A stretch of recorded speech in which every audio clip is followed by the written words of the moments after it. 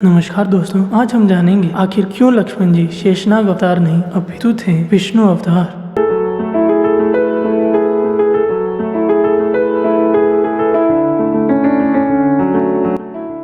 महात्मा ऋषि जो कि बड़े ही माधवी और वेदों के ज्ञाता थे, उन्होंने महाराजा दशरथ से कहा, मैं आपको पुत्र की प्राप्ति के लिए अथर्ववेद मंत्रों से कुशेष्टि नामक यज्ञ कराऊंगा, उससे अवश्य ही आपको पुत्र की प्राप्ति होगी। तब यज्ञ के प्रारंभ होते ही समस्त देवता, गंधर्व, यक्ष, महर्षि और ब्रह्मा जी विधि के अनुसार अपना अपना भार ग्रहण करने के लिए यज्ञ में एकत्रित हुए। तब सभी देवताओं ने दूसरों की दृष्टि से अदृश्य हो ब्रह्मा जी से कहा, भगवान रावण नामक असुर जिसने आपसे वरदान प्राप्त किया था, वह अपने बल से हमें बहुत कष्ट दे रहा है। प्रभु, आपने प्रसन्न होकर उसे जब से वर दिया है, हम तब से उसके अपराधों को सहते चले आ रहे हैं। उसने तीनों लोकों के प्राणियों के नाक में दम कर रखा है। रावण आपके वरदान से उद्दंड होकर ऋषियों, यक्षों और गंधर्वों को पीड़ा देता और अपमान करता फिरता है। वह राक्षस देखने में भी बड़ा ही भयंकर है, उससे हमें महान भय प्राप्त हो रहा है। अतः भगवान, उसके वध के लिए आपको कोई न कोई उपाय अवश्य ही करना होगा। तब समस्त देवताओं के कहने पर ब्रह्मा जी कुछ सोच कर बोले, रावण ने मुझसे वरदान मांगते समय यह बात कही थी कि मैं गंधर्व, यक्ष, देवता और राक्षसों के हाथ से ना मारा जाऊं। तब मैंने उसे तथास्तु कहकर उसकी प्रार्थना को स्वीकार किया था। मनुष्यों को वो तुच्छ समझता था, इसलिए अब मनुष्यों के हाथों ही उसका अंत होगा। मनुष्य के सिवा दूसरा कोई भी उसकी मृत्यु का कारण नहीं बन सकता। ब्रह्मा जी की यह बात सुनकर समस्त देवता और महर्षि बड़े प्रसन्न हुए। उसी समय महान तेजस्वी भगवान विष्णु भी गरुड़ पर सवार हो वहां आ पहुँचे। उनका शरीर पीताम्बर और उनके हाथों में शंख, चक्र एवं गदा शोभा पा रहे थे। तभी सभी देवताओं ने उनकी वंदना की और वे ब्रह्मा जी से मिलकर सभा में विराजमान हो गए। तभी सभी देवताओं ने उनसे विनती भाव से कहा, हे परमेश्वर, हम तीनों लोगों के हित की कामना से आप पर एक महान कार्य का भार दे रहे हैं। तब समस्त देवताओं ने भगवान विष्णु को बताया कि कैसे रावण बड़ा ही उद्दंड होता जा रहा है। उसका तेज अत्यंत उग्र और घमंड बहुत बड़ा चढ़ा है। वह तीनों लोगों को रुलाता है और साधुओं और तपस्वियों की निंदा करने में कोई कमी नहीं छोड़ता। अतः भगवान, सारे ब्रह्मांड को रुलाने वाले उस उग्र पराक्रमी रावण की सेना को पुत्रों और बंधु बांधवों सहित नष्ट कर दीजिए। उस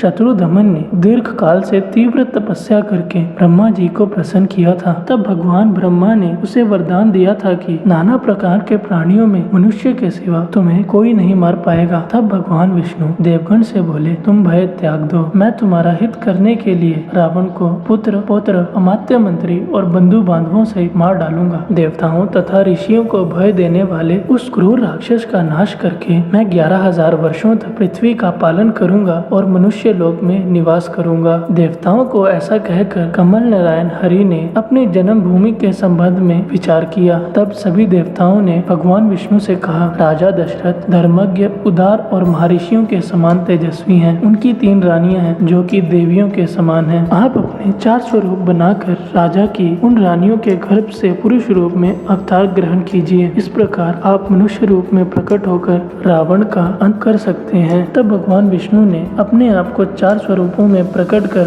राजा दशरथ को अपना पिता बनाने का निश्चय किया। अर्थात इस काव्य से स्पष्ट होता है कि राम, लक्ष्मण, भरत और शत्रुघ्न चारों ही भगवान विष्णु के स्वरूप थे। तब दशरथ को पिता बनाने का निश्चय कर भगवान विष्णु वहाँ से अंतर्ध्यान हो गए। तत्पश्चात राजा दशरथ के यज्ञ के अग्निकुंड से विशाल काय पुरुष प्रकट हुआ। उसके हाथ में स्वर्ण की बनी हुई प्रात थी और वह चांदी के ढक्कन से ढकी हुई थी। वह दिव्य प्रात बहुत ही बड़ी थी और खीर से भरी हुई थी। यज्ञ से प्रकट हुए उस विशाल काय पुरुष ने महाराज दशरथ को देखकर कहा, मैं यहाँ प्रजापति की आज्ञा से आया हूँ। उसने पुनः राजा से कहा, यह खीर अपनी योग्य पत्नियों को दो, इसे खाकर उनके गर्भ से आपको अनेक पुत्रों की प्राप्ति होगी। तब राजा दशरथ ने सोने की प्रात को लेकर अपने मस्तक पर धारण किया। इस प्रकार देवताओं की बनी हुई खीर को पाकर राजा दशरथ बहुत प्रसन्न हुए। तब महाराजा दशरथ ने खीर का आधा भाग महारानी कौशल्या को दे दिया और फिर बचे हुए आधे भाग को सुमित्रा को दे दिया। उसके बाद उन्होंने बची हुई खीर का आधा भाग कैकेयी को दे दिया। उन तीनों रानियों को खीर देने के बाद भी खीर बच रही थी। तब उन्होंने कुछ विचार कर खीर का बचा हुआ भाग पुनः सुमित्रा को दे दिया। उस उत्तम खीर को खाकर तीनों महारानियों ने शीघ्र ही गर्भ को धारण किया। तब चैत्र मास के शुक्ल पक्ष की नवमी तिथि में राजा दशरथ की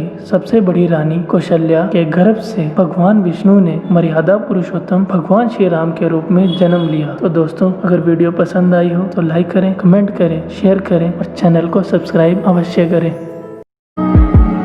what is love?